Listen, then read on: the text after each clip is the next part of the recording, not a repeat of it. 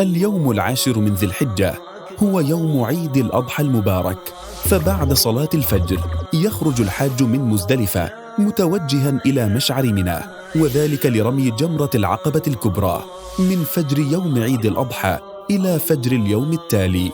وإذا فرغ الحاج من الرمي قام بذبح الهدي، ثم يحلق رأسه أو يقصره. أما المرأة فليس عليها إلا التقصير، ويحل للحاج بعد ذلك كل شيء عدا النساء، ثم يتوجه إلى مكة ليقوم بطواف الإفاضة، والذي يعد ركنا من أركان الحج.